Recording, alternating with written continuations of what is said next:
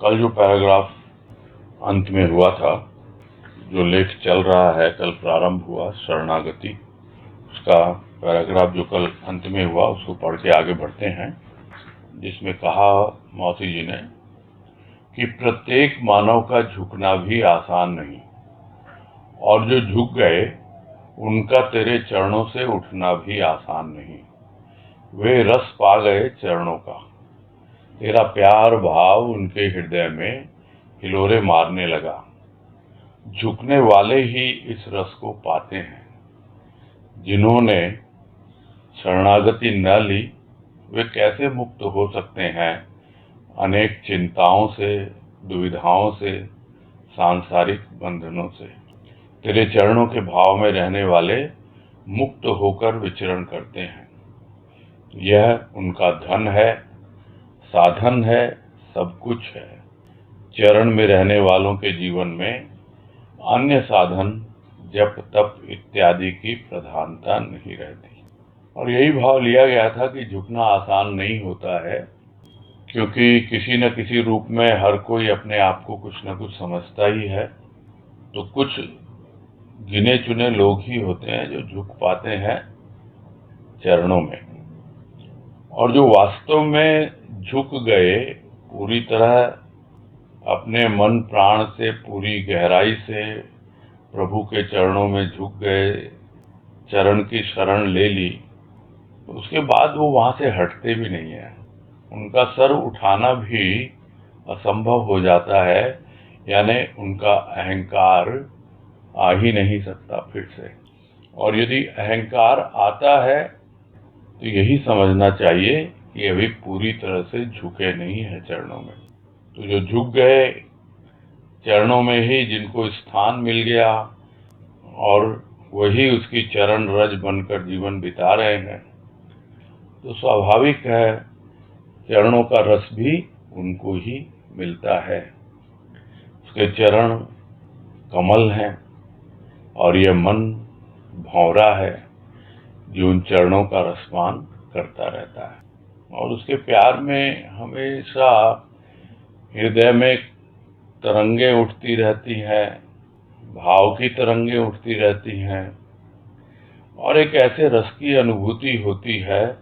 जो झुकते हैं वही जान पाते हैं उस रस को, किंतु जिन्होंने शरणागति ली नहीं, वो कैसे जान पाएंगे इस रस को?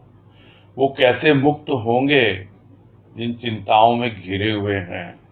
जो भी तरह तरह की दुविधा उनके जीवन में है, कुछ गलत फहमियां हैं, कुछ कंफ्यूजन है, भ्रम है, भ्रांति है, न जाने कितने प्रकार की दुविधा है जीवन में, कितने प्रकार की चिंता है।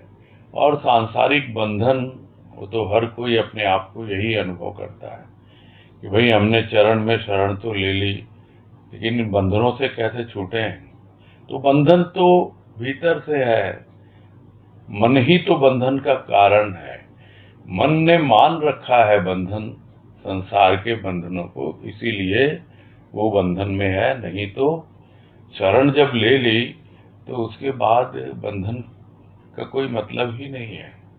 तो जो उसके चरणों के भाव में रहता है वो अपने आप ही इन सब बंधनों से मुक्त हो जाता है। ये चरण ही उसका धन है, उसके लिए साधन है। चरणों से ही उसने पाया है वो रस, वो प्रेम, वो भाव, और उसी को वो और बढ़ाता जाता है। जिस तरह धनोपार्जन करने वाला थोड़ी सी पूंजी ले करके उतरता है व्यापार में और फिर उसी को बढ़ाता चला जाता है, वो धन ही उसके लिए साधन बन जाता है। और इतना ही नहीं, सभी कुछ है, पहुंचना भी वही है। उस प्रेम और भाव में जीते हुए चरणों का आधार लेकर अंत में पहुंचना तो चरणों में ही है। घूम फिर के वहीं आते ही है सब चीजें। कितना ही विचरण कर ले, आना तो चरण में ही है। तो जो चरण में रहने लगते हैं, उसका महत्व समझने लगते हैं, उनके लिए बाकी इन सब बातों की, जप तप, इन सब की कोई प्रधानता रहती नहीं है। फिर भी अगर कोई इन सबको प्रधानता देता है तो स्वाभाविक है, समझना होगा कि अभी पूरी तरह से चरण शरण में नहीं आया है।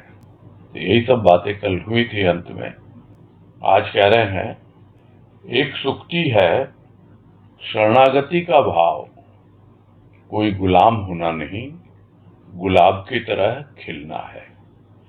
यह तो प्रसन्नता है, प्रेम है, हंस हंस कर खिलना है। खेलना है तेरे साथ, खाना पीना है तेरे भाव में, सोना है तेरी गोद में। यही तो शरणागति है, जहाँ प्रत्येक क्षण आनंद ही आनंद है। तो कोई अगर शरण ले लेता है तो इसका मतलब यह थोड़ी है कि वो गुलाम हो गया। और यह वाणी है गुरुदेव की जो यहाँ मेंशन की गई है कि शरणागति का भाव कोई गुलाम होना नहीं, गुलाब की तरह खिलना है। तो जो शरण में आ जाता है उसका जीवन खिलने लगता है, गुलाब की तरह खिलने लगता है। कोई यह न समझे कि वो उसका गुलाम हो गया। किस लिए आया है? क्या गुलाम होने के लिए आया है? नहीं, वो तो खिलने के लिए आया है। उसको पता है कि मैं शरणागति का भाव इसलिए ले रहा हूं ताकि मेरे भीतर प्रसन्नता आए, मेरे भीतर उसका प्रेम आए, भाव आए, और मेरे जो हृदय की कली है वो गुलाब की तरह खिल उठे। तो शरणागति लेने के बाद ही यह सब संभव होता है। कि शरणागति क्या करती है? प्रसन्नता देती है, प्रेम देती है, हंस हंस कर खुशी खुशी खिलाती है। खिलाती नहीं है, खेलता भी है उसी के साथ। सब कुछ तो उसी के साथ है जो उसका इष्ट है, जिसके चरणों में उसने स्थान पाया है, जिसकी शरण उसने ली है, उसी के साथ खेलना है और खाना पीना है, जो भी जीवन बिताना है उसी के भाव में बिताना है। और जब सोना है रात को तो उसी की गोद में निश्चिंत होकर, एकदम रिलैक्स होकर के सोना है। अगर ऐसा नहीं होता है ना जीवन में, इन सब बातों से क्या समझना हमको कि अगर जीवन में ये सब नहीं हो रहा है तो कहने के लिए तो हम शरण में हैं, किंतु वास्तव में हम शरण में नहीं हैं। यही तो शरणागति है कि अपने भीतर उसकी प्रसन्नता अनुभव हो, हमारे हृदय की कली खिले और हम जो कुछ भी हमारा आमोद प्रमोद, खेलना कूदना, ये सब कुछ खाना पीना उसी के भाव में हो, और जब सोएं तो निश्चिंत होकर उसकी गोद में सोएं। ये है शरणागति। और प्रत्येक क्षण एक आनंद की अनुभूति देगा। जब वो साथ में है आनंद घन, तो आनंद तो अपने आप ही आएगा, इसमें संदेह क्यों? बस शरणागति लेनी है उसकी, ताकि हमारा हृदय गुलाब की तरह खिल जाए। आगे है, जप तप करने वाले जप तप में ही रह गए। तेरी भक्ति करने वालों ने तेरे चरणों को अपने हृदय में प्रतिष्ठित कर हृदय को ही मन मंदिर बनाया। शरणागति साधन नहीं, पुरुषार्थ नहीं, सरल तरल भाव है हृदय का, जो कि प्रेम के बल पर पाया जाता है। जब तक प्रेम नहीं तब तक मनुष्य अपना भी कैसे सकता है किसी को, चाहे वह सांसारिक भाव हो, चाहे प्रभु का भाव हो। प्रेम के अभाव में प्रत्येक भाव भार है, और जहां भार है वहां रस कहां। तो जब तप करने वाले, कोई साधन अपनाने वाले, वो उसी में रह जाते हैं। दूसरी ओर है भक्ति, जो पहले भी कितनी बार बात हो चुकी है, किंतु उसकी शुरुआत जो होती है भक्ति की, वो शरणागति से ही होती है। और शरणागति है क्या? शरणागति है अपने प्रभु के चरणों को अपने हृदय में प्रतिष्ठित करना। तो जब तप करने वाले उसी में लगे हुए हैं, गिन गिन के नाम लेते हैं, जपते हैं, कठिन तप करते हैं, व्रत उपवास करते हैं और भी न जाने क्या क्या करते हैं, तो उनका काम वो कर रहे हैं, उसी में लगे हुए हैं वो। किंतु जिन्होंने भक्ति मार्ग को अपनाया और उसके चरणों को अपने हृदय में प्रतिष्ठित कर लिया, तो उनका हृदय ही मन मंदिर बन गया, यानी भीतर ही प्रतिष्ठित हो गया उसका देव। तो ये शरणागति जो है, कोई ये न समझे कि ये कोई तौर तरीका है या कोई साधन है। प्रेम और भाव साधन हो सकते हैं, किंतु शरणागति कोई साधन नहीं है। साधन वो होता है जो आपको साध्य तक पहुंचाता है। शरणागति एक ऐसी स्टेज है कि जो शुरू में ही अपनानी है आपको, और वो अपना करके वो अपने आप ही साथ बनी रहेगी। यदि शरणागति नहीं है तो प्रेम भाव का साधन भी हम नहीं पा सकते। तो यह कोई साधन नहीं है शरणागति, यह कोई पुरुषार्थ भी नहीं है कि हमको कुछ मनन करना है, चिंतन करना है या इस तरह से कुछ करना है। वो भी एक साधन है, मनन चिंतन करना वो भी पुरुषार्थ है। प्रेम और भाव में जीना, प्रेम की अनुभूति करना, भाव में रहना और आगे बढ़ते जाना, साध्य तक पहुंचना। किंतु शरणागति एक वन टाइम अफेयर है, यानी शुरुआत ही वहीं से होती है, और वो यदि इधर उधर हो जाए तो कितना ही हम कहते रहें कि उसका प्रेम हमारे भीतर, उसका भाव हमारे भीतर, किंतु यदि हम उसकी शरण में नहीं है तो कब हम धड़ाम से जमीन पर गिरा दिए जाएंगे, इसका कोई हिसाब नहीं है। कितने ही देखे गए हैं भक्त ऐसे जिन्होंने प्रारंभ में शरण ली, किंतु जब उन पर कृपा हुई, प्रेम और भाव की थोड़ी बहुत अनुभूति होने लगी और वो अपने आप को बहुत कुछ समझने लग गए, और समझने लग गए तो प्रकृति तो अपने खेल दिखलाती ही दिखलाती है। सीधी सी बात है। ये ऐसा क्या कहा जाए कि अगर शरण ले ली तो ले ली बस, उसके बाद आप हिलडुल नहीं सकते, इधर उधर नहीं जा सकते, और आपका अहंकार, अपने आप को बहुत कुछ समझना जानना, ये सब तो आएगा ही नहीं।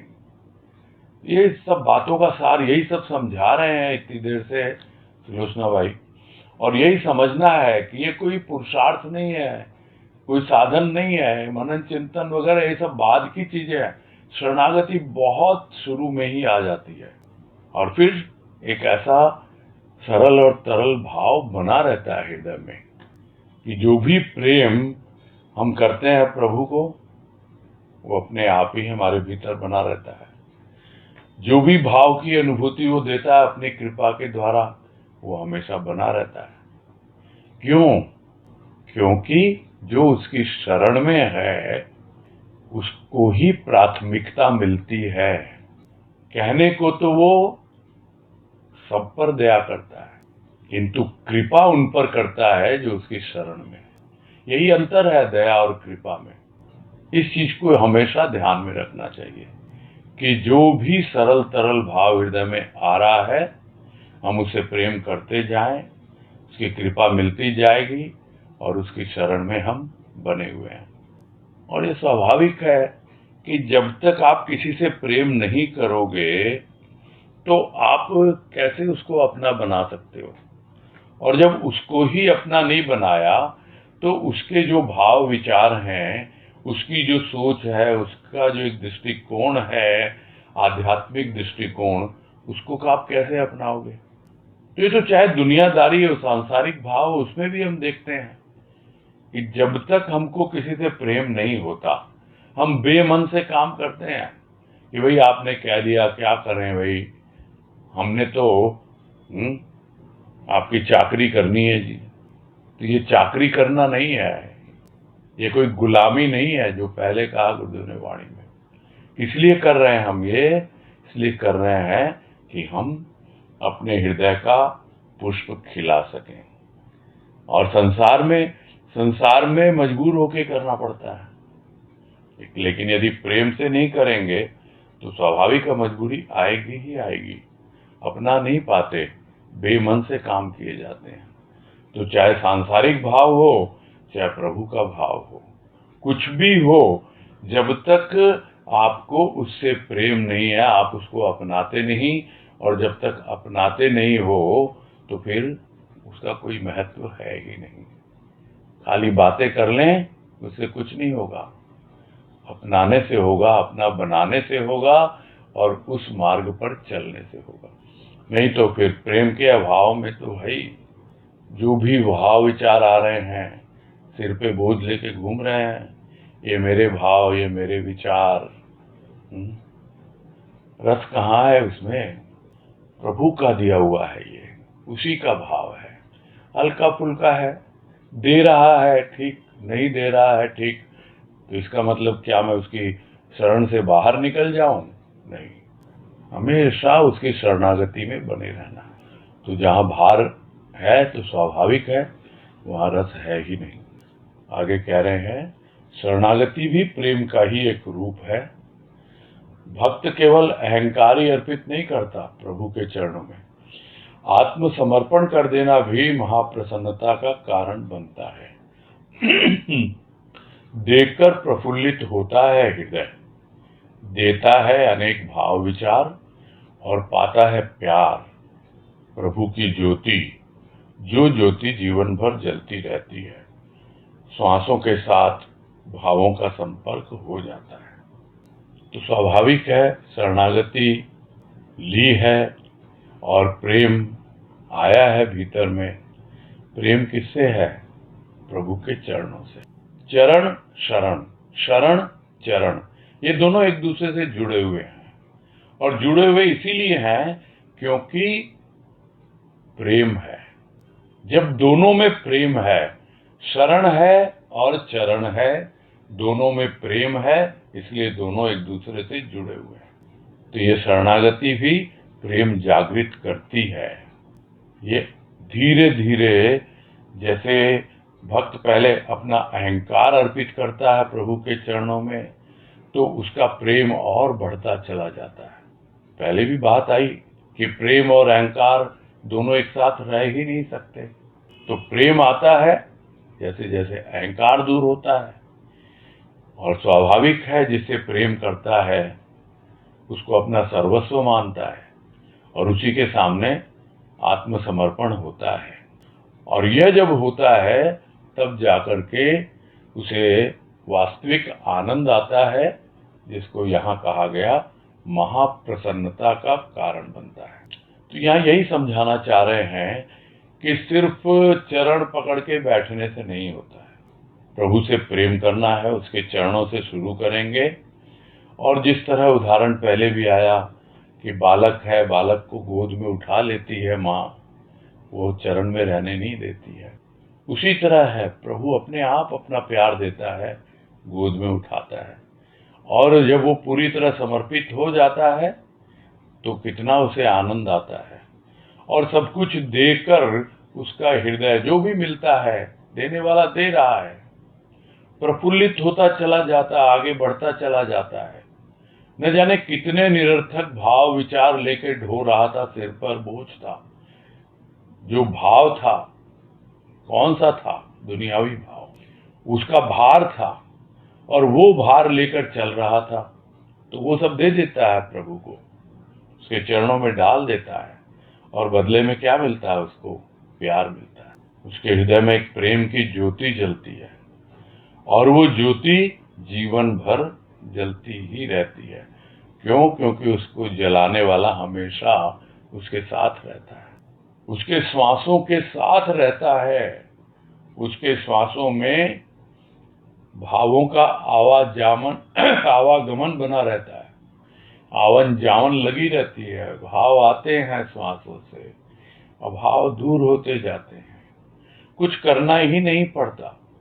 तो इतनी सहज क्या कहें प्रक्रिया हो जाती है जीवन की, कि जो प्रारंभ तो होती है शरणागति से, और प्रेम और भावपूर्ण उसका जीवन बनता चला जाता है। और इसीलिए क्या कह रहा है भक्त आगे? यही कह रहा है, ऐ मानव, आ शरण में आ, कि रण मिटे व्रण मिटे, ज्योति जले वेणु बजे आनंद की। अहंकार तेरी शोभा नहीं, प्रिय का प्रेम, प्रिय के चरण तेरे हृदय की शोभा है। मिटा दे अपनी हस्ती चरणों में, पाले शरण, मिटे जन्म मरण। यदि मानव जीवन में भी चरण न पा सका, तो जलन मिटा न सका अपने हृदय की।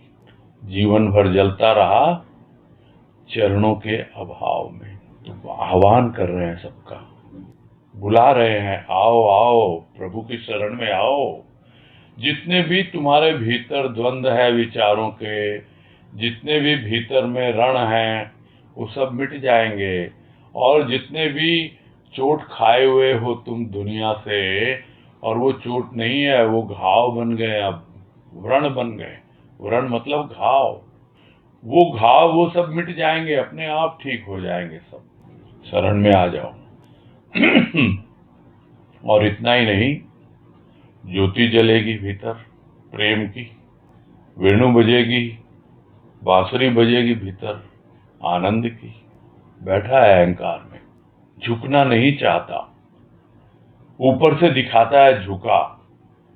अगर झुका होता तो रुकता नहीं। जो गुरुदेव ने कहा वाणी में कि झुका कब रुका। अगर झुक गया होता अहंकार तेरा, तो तू रुकता नहीं, कहां का कहां पहुंच चुका होता अब तक।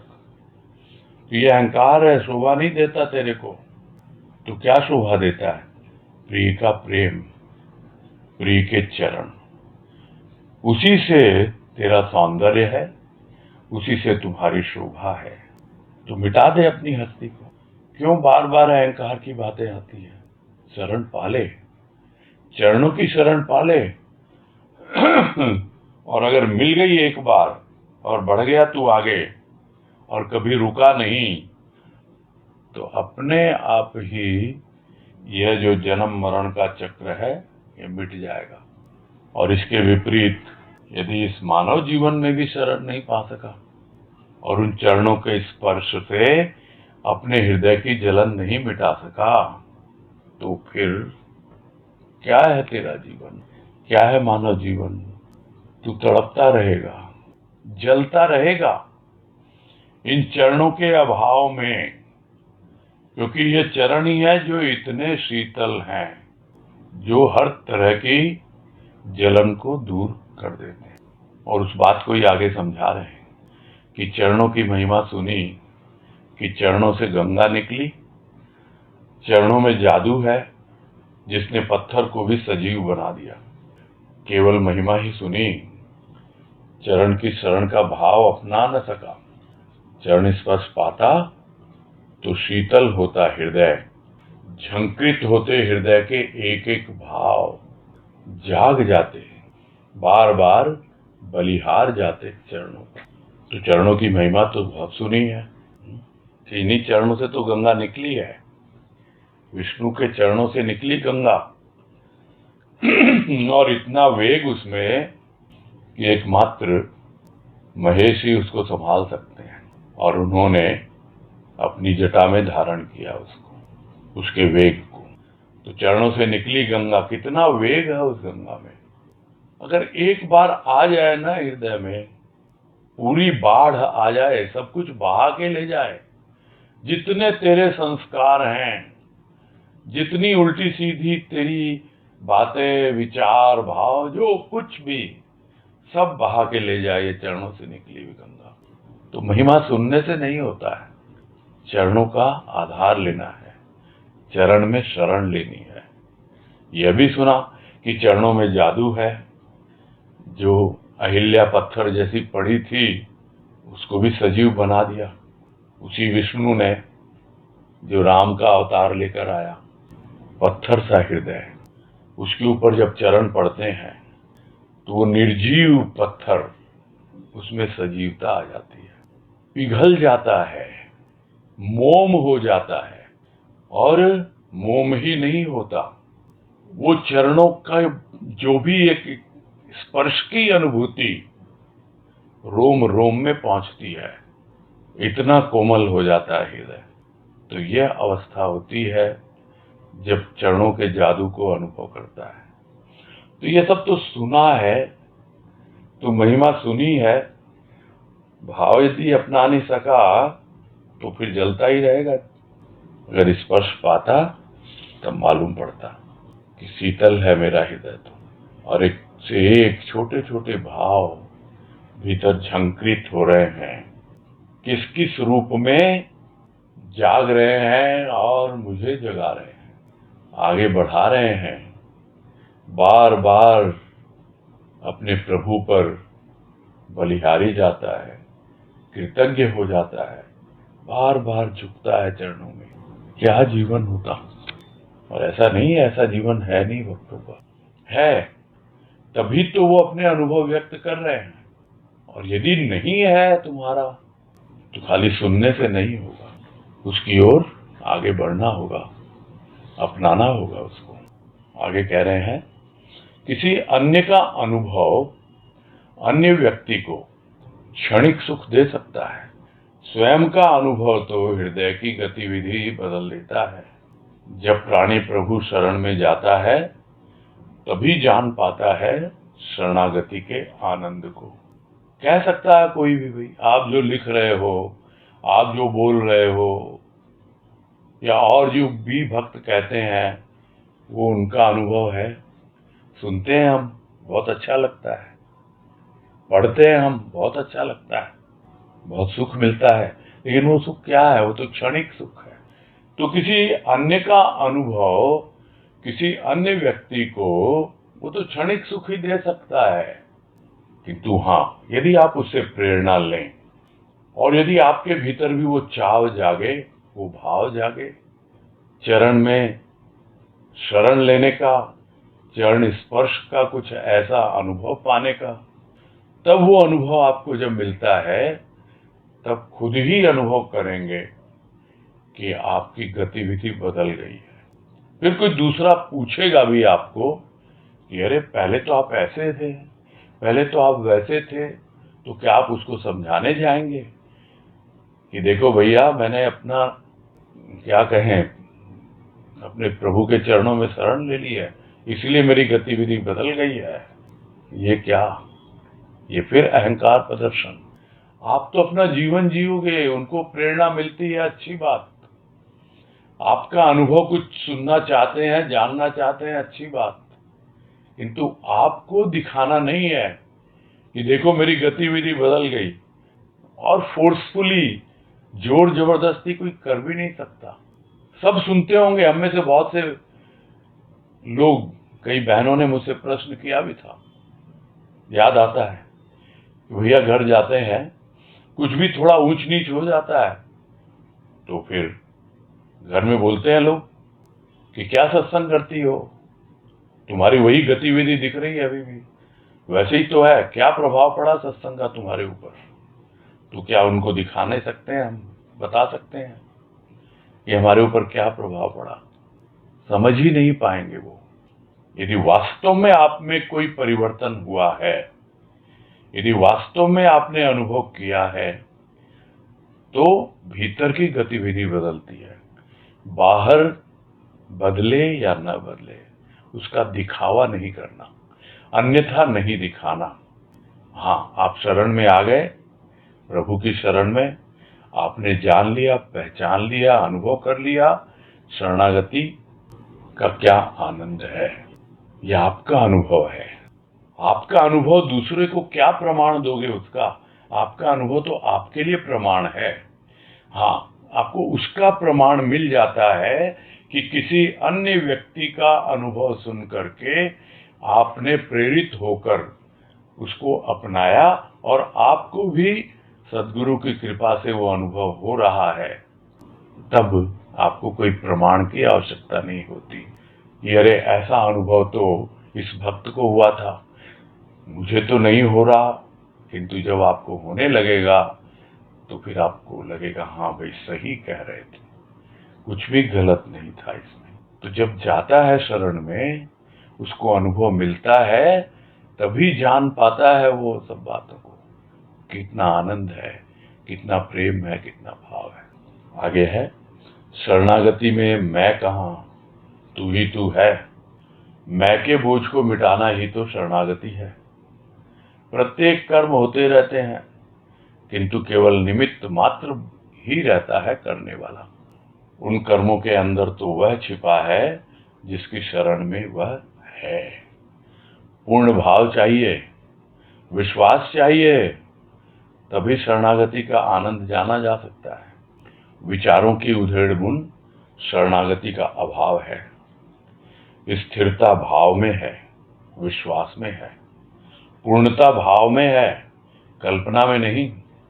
कल्पना भाव नहीं, कल्पना में नीचे ऊंचे उड़ान है। भाव तो अवस्था है। यदि अवस्था बन गई तो फिर वह जाती नहीं, मिटती नहीं। तो शरणागति में है नहीं, मैं का जगह ही नहीं है। तू ही तू है, उसके अलावा कुछ भी नहीं है। और जिस दिन प्राणी को लगता है कि हाँ भाई, मेरे सिर पे कोई बोझ नहीं है, मैं निश्चिंत हूं, बिल्कुल मैं का बोझ सबसे बड़ा बोझ होता है कि मेरा क्या होगा। और ये कौन लेके आता है? भविष्य की चिंता। और भविष्य की चिंता जो है वही निश्चिंत नहीं होने देती है, सिर पे बोझ लेके घूमता रहता है। तो मैं के बोझ को अगर मिटा दिया गया प्रभु की कृपा से, जब उसकी शरण ली, तभी मालूम पड़ता है कि मैं का बोझ हट गया ना। हाँ, अब ले ली हमने शरणागति। ये एक प्रूफ है उसका, उससे समझ में आ जाता है। सारे काम होते रहेंगे, अपने आप होंगे। आप तो क्या हो? एक निमित्त मात्र हो। और इसको और यदि एलेबरेट किया जाए तो आप क्या हो? आप तो एक यंत्र मात्र हो। ये हाथ पांव जिससे जो भी कार्य होते हैं, जो भी कर्म होते हैं, हो रहे हैं। जैसे मशीन चल रही हो, कौन चलाता है मशीन को? जो भीतर में करंट जाता है। और वो करंट, वो तो कनेक्शन हो गया। अब चरण स्पर्श स्विच है विराट का, वो स्विच से आपका कनेक्शन हो गया और करंट आ गया भीतर। ये सारा शरीर एक यंत्र की तरह काम करने लगता है। और वो सिर्फ कहने के लिए कर रहा है। काम कौन कर रहा है? वो इलेक्ट्रिसिटी। नाम किसका होता है? मशीन का होता है। जिसको गुरुदेव ने कहा ना एक जगह, शीर्षक ही है उस लेख का, काम तेरा नाम मेरा। तो नाम होता है निमित्त का, किंतु वो तो निमित्त बना हुआ है। सारे कर्म अपने आप होते रहते हैं, क्योंकि उसके पीछे कौन छिपा हुआ है? वही विराट, उसी की शरण में है। चरण स्पर्श हुए, उससे सीधा कनेक्शन जुड़ गया। तो इसके लिए क्या चाहिए? पूर्ण भाव चाहिए, पूर्ण विश्वास चाहिए। और जब यह सब आने लगता है, तब आता है शरणागति का मजा। तब वह मालूम पड़ता है क्या जीवन जीने का आनंद है, क्या मानव जीवन होता है, किस तरीके से हम इस लाइफ को एंजॉय कर सकते हैं, तब मालूम पड़ता है। तो पूर्ण भाव चाहिए और पूरा विश्वास चाहिए। नहीं तो किंतु परंतु कुछ न कुछ लगा रहेगा। भैया करना तो बहुत कुछ चाहते हैं, ये नहीं होता, ये नहीं, फिर भी ये हो जाता है, फिर भी किंतु परंतु। तो ये सब क्या है? ये विचारों का उधेड़-बुन है। कभी विचार बुनते हैं, कभी उधेड़ते हैं, इसी में लगा रहता है, बस और कुछ नहीं। थोड़ी सी स्वेटर बुन ली, फिर उधेड़ दी, नहीं ये डिजाइन अच्छा नहीं है, फिर बुन ली, फिर उधेड़ दी। ऐसे ही विचार कुछ किया, फिर नहीं ये तो ठीक नहीं है। तो ये तो चलता तभी है जब आपने शरण नहीं ली है, आप श्योर नहीं होते हो उसके बारे में, तब विचारों की उधेड़-बुन रहती है।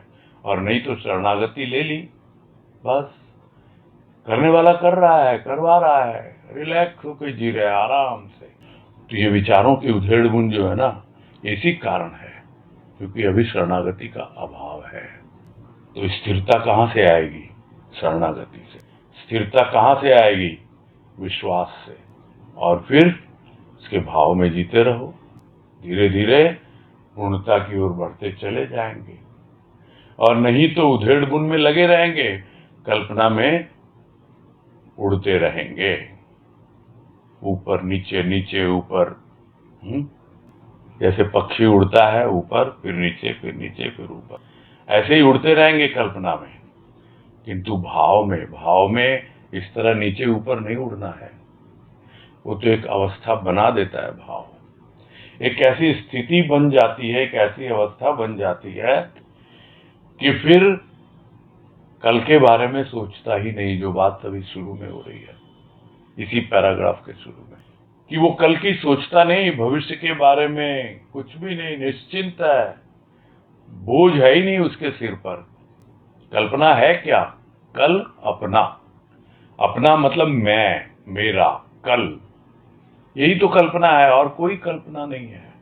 वहीं पे कभी ऊपर उड़ता है, कभी नीचे। लेकिन जब भाव में एक अवस्था बन जाती है, बनी रहती है, फिर एक अवस्था बनती है, फिर एक अवस्था बनती है। तो इस तरह भाव ही है जो धीरे धीरे आपको और ऊंचाइयों पर ले जाएगा, जहां पर पक्षी नहीं पहुंच सकते, जहां पर आप इस धरातल के, पृथ्वी के आकर्षण से बिल्कुल बाहर निकल जाते हैं। यानी स्थूल का आकर्षण रहता ही नहीं है। ये कोई एरोप्लेन की उड़ान भी नहीं है। ये उड़े हवा में, जितना ईंधन था हो गया, और फिर वापस लैंड कर रहे हैं, वो नहीं है। ये तो रॉकेट के द्वारा एक सैटेलाइट का प्रक्षेपण है कि जो जाकर स्थित हो गया, कहां? जिसको कहते हैं जियो स्टेशनरी ऑर्बिट, यानी पृथ्वी के गुरुत्वाकर्षण के बाहर उसकी एक स्थिति बनी रहती है हमेशा। इस तरह की उड़ान है ये। तब पता लगता है कि ये एक अवस्था है, बन जाती है, तो फिर जाती नहीं है, मिटती नहीं है। आगे कह रहे हैं, रस्सी का एक छोर पाने के बाद दूसरे छोर को पाना भी आसान है। इसी प्रकार चरणों का आधार पाकर भक्त भगवान के सर्व भाव को पा जाता है, प्रभु के प्राणों में स्थान पा जाता है। शरण में रहने वाला क्या किसी सूक्ष्म अनुभव से वंचित रह पाता है? कभी नहीं। शरण में रहने वाला सरलता से सब कुछ पा जाता है। यदि अब भी कमी है तो प्राणी के अंदर भाव की कमी है। अभी भावों का पूर्ण समर्पण नहीं हुआ है। शरण में जाए या न जाए, यह तो मन बुद्धि के द्वंद्व हैं, और द्वंद्व वाला सदा मंद ही रहता है। हृदय का स्थान तो कुछ और ही है। और यह पूरे पैराग्राफ में उसी बात को अच्छी तरह से समझा रहे हैं कि एक छोर मिल गया रस्सी का, बढ़ते जाओ बढ़ते जाओ, चरणों का आधार मिल गया, आगे बढ़ते जाओ, तो धीरे धीरे जो कुछ भी भगवान उसको दे रहा है वो भक्त अपने आप ही पाता चला जाता है। और अभी तो चरणों में स्थान मिला है, फिर प्रभु के प्राणों में भी स्थान मिल जाता है।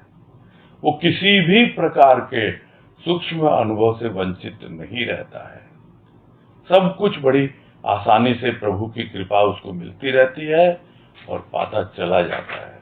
यदि कुछ कमी है तो भाव की है, और भाव की कमी ही उसके भीतर द्वंद्व लेके आती है, और तभी उसकी गति मंद बनी रहती है।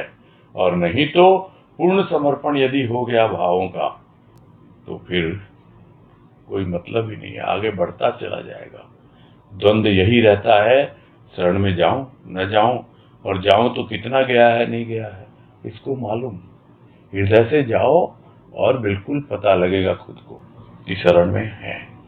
फिर कह रहे हैं, कुछ भक्त जो तेरे ही भाव के लिए संसार में आते हैं, जब उन्हें तेरे चरणों की अनुभूति या दर्शन तथा स्पर्श मिलता है तो वे भूल जाते हैं संसार के भाव को और मगन हो जाते हैं। स्थूल में तो अनेक ही चरण पकड़ते हैं प्रभु की मूर्ति का, किंतु जब तक झुक न पाए भाव से तो वे चरणों का आनंद नहीं ले पाते। उनका चरण छूना केवल एक शिष्टाचार मात्र ही रह जाता है। यथार्थ में भाव ही हृदय का रूप है। चरणों की महिमा शब्दों वर्णित द्वारा नहीं की जा सकती। भावपूर्ण अवस्था का प्रभाव ज्ञात अज्ञात तथा श्वास के द्वारा स्वतः होता है।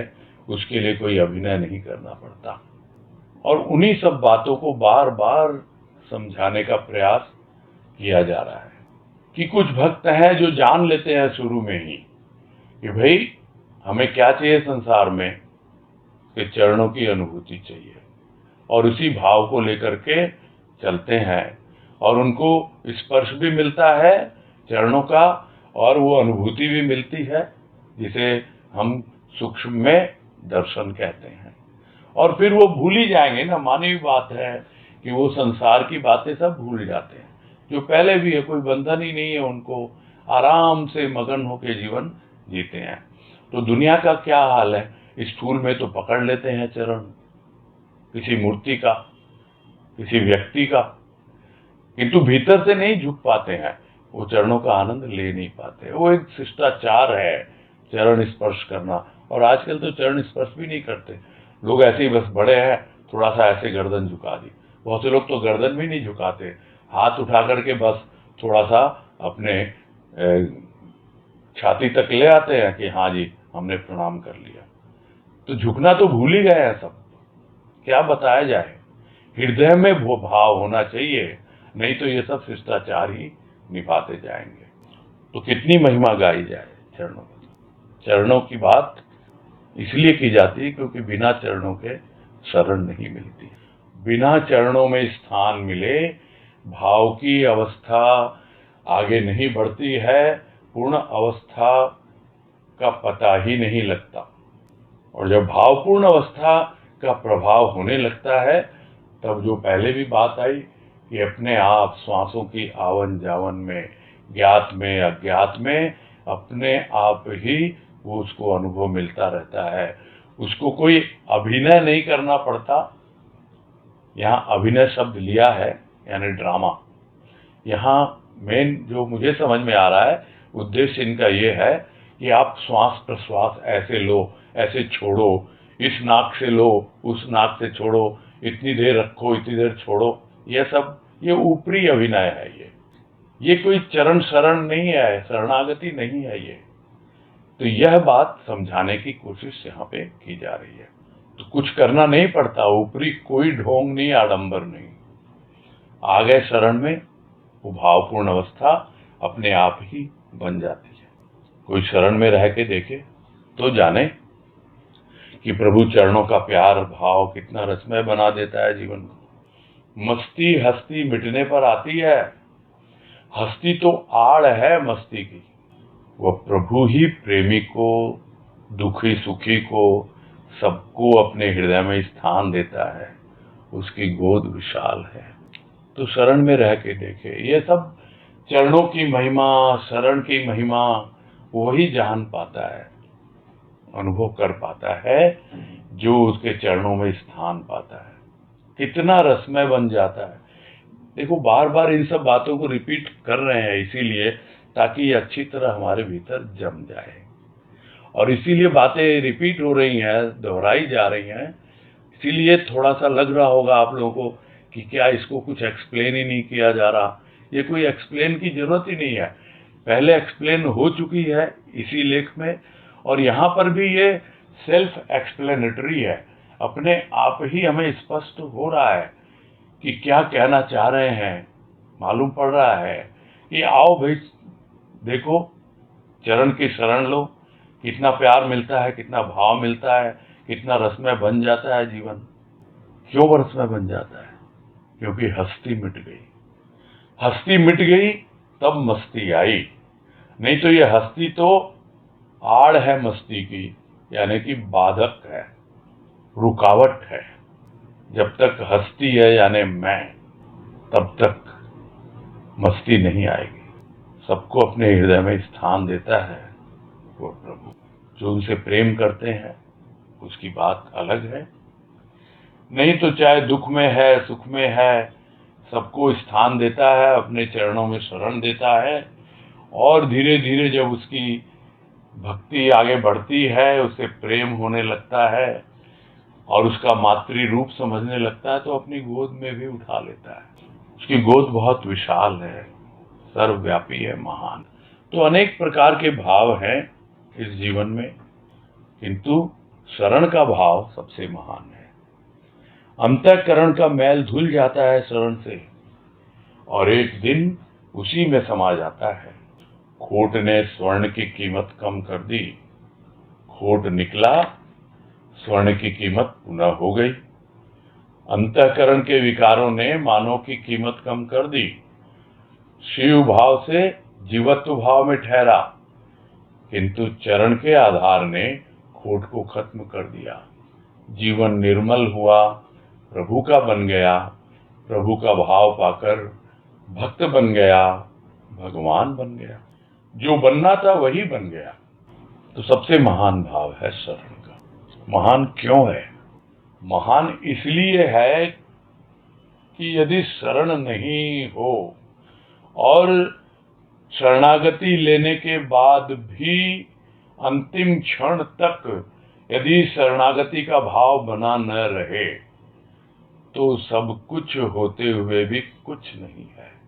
जो बात आई थी कल भी कि यह तो एक ऐसा टिकट है जो आप कटाते हो ट्रेन में बैठते हुए, जैसे शरणागति, और अंतिम क्षण तक जब आप गंतव्य तक नहीं पहुंच जाते, टिकट संभाल के रखनी पड़ती है।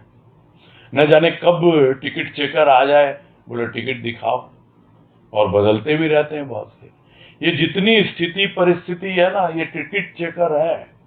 ये बार बार आके हमारी टिकट चेक करती है, पूछती है हमसे, दिखाइए आपकी टिकट। बैठ तो गए आप आध्यात्मिक ट्रेन में, क्या शरणागति है आपके भीतर? इसीलिए शरणागति का भाव सबसे महान है। अंतिम क्षण तक लेके रखना पड़ता है इसको। और जैसे ही आती है शरणागति, तो अपने आप ही अंतःकरण का मैल धुलने लगता है। क्यों? वो भी बताया गया कि उन चरणों से ही तो गंगा निकली है।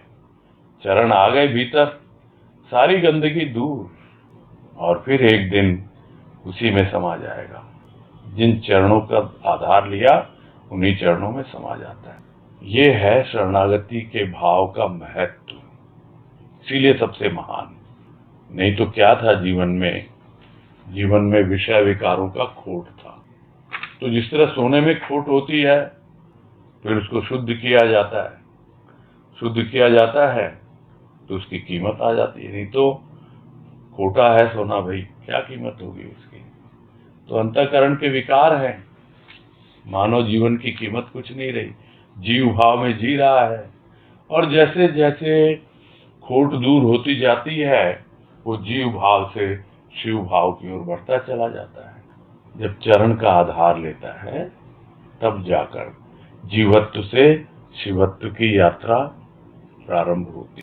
अब क्या जीवन धीरे धीरे निर्मल होता चला गया, प्रभु का बन गया, हमेशा के लिए बन गया, और हमेशा प्रभु का भाव पाता रहता है। इसलिए लोग उसको कहते हैं ये तो भक्त है। वो भक्त बन गया, और देखते ही देखते भगवान भी बन जाता है। भले बाहर से बने या ना बने, भीतर तो एकाकार की अनुभूति हो ही जाती है। गुरुदेव भक्त हैं बाबा के, किंतु भगवान है हमारे लिए, तो भगवान बन जाता है। तो जो बनना था वही बन गया। क्या बनने के लिए आया था? भगवान बनने के लिए आया। और इस तरह की एक वाणी भी है गुरुदेव की, अरे भाग्यवान, तुझे भगवान बनना है। और इस पे कुछ राजमा का प्रवचन भी था, उसका विश्लेषण भी हुआ था कि भगवान नहीं तो भगवान का तो बन, तो कम से कम उसके चरणों की शरण तो ले। धीरे धीरे जो बनना है वो बन जाएगा। जैसा बनाने वाला बनाना है उसको, वो बना ही देगा। और अंत में कह रहे हैं, मेरे देवता एक अर्ज है, कभी अपने चरणों से दूर न करना, सदा तेरे चरणों की धूल बनकर रहूं, यही अरदास है। तेरे ही भाव में रहूं, तेरे ही चरणों में रहकर तेरे प्यार दया का प्रसाद पाती रहूं, यही इस जीवन का सौभाग्य है। तो बहुत बड़ा सौभाग्य है भक्त का कि उसको चरण शरण मिली है। इसीलिए प्रार्थना करता है कि यह अर्जी हमेशा रहती है, तुम्हारे चरणों में ये अरदास रहती है, प्रार्थना रहती है कि भाई कभी भी अपने चरणों से दूर नहीं करना मुझे, तुम्हारे चरणों की धूल बनी रहूं और अपना जीवन निश्चिंत होकर तेरे भाव में व्यतीत करती रहूं। हर कोई यही चाहता है, क्योंकि तेरे ही चरणों में रहकर सब कुछ तो अनुभव मिला है। कैसे इस चरणों को छोड़ सकता है कोई? तेरा प्यार, तेरी दया, तेरी कृपा, ये सब मिलता रहे।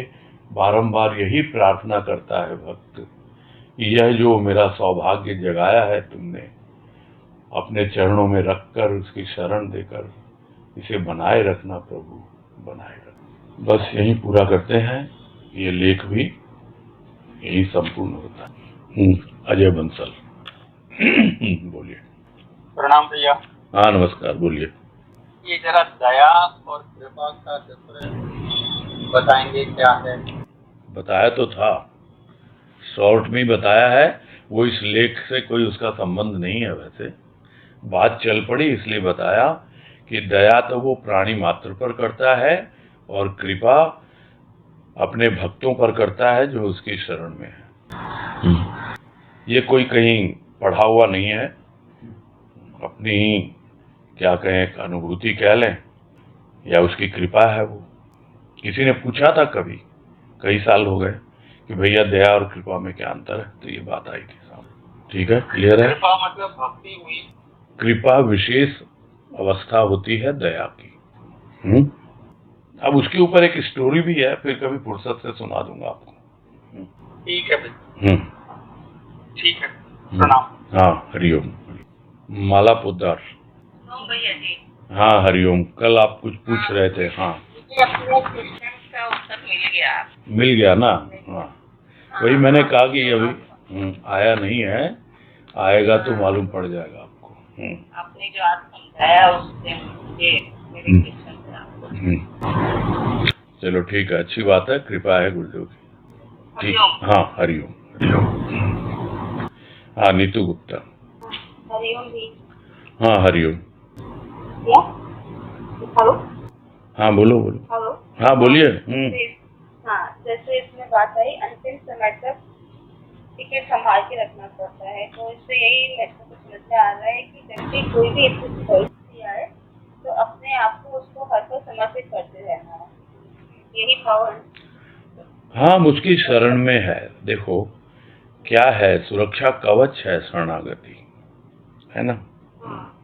अभी पिछले हफ्ते किसी से बात हो रही थी फोन पर, तो उन्होंने ऐसे ही प्रश्न कर लिया। अभी समय ज्यादा नहीं है, मैं संक्षेप में ही बताऊंगा कि भैया ये शरणागति और समर्पण में क्या अंतर होता है। तो मैंने ये दिया था, अभी देखो चल रहा है ना, कोविड चल रहा है अभी। आप उसी से समझो, शरणागति क्या है? एक सुरक्षा कवच है। जैसे मास्क लगाइए, सोशल डिस्टेंसिंग रखिए, हैंड सैनिटाइज करते रहिए, ये क्या है?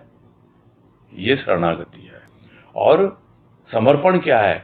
समर्पण है वैक्सीनेशन, कि एक बार आपने वैक्सीनेट कर लिया, दोनों डोज हो गई आपकी, तो आपके भीतर वो एंटीबॉडी बन गई। सुरक्षा तो फिर भी रखनी होगी, मास्क तो लगाना ही पड़ेगा, सैनिटाइज भी करना पड़ेगा, सब कुछ है, लेकिन आपकी एंटीबॉडी यानी आप देह बोध में आप नहीं उलझोगे, ये है कहने की बात। तो प्रैक्टिकली समझना पड़ता है इन सब चीजों को, है ना? और इस उदाहरण से आपको अच्छे से समझ में आ गया होगा। ठीक है? हाँ हरिओम हरिओम। और समय नहीं है अभी, ले नहीं पाएंगे।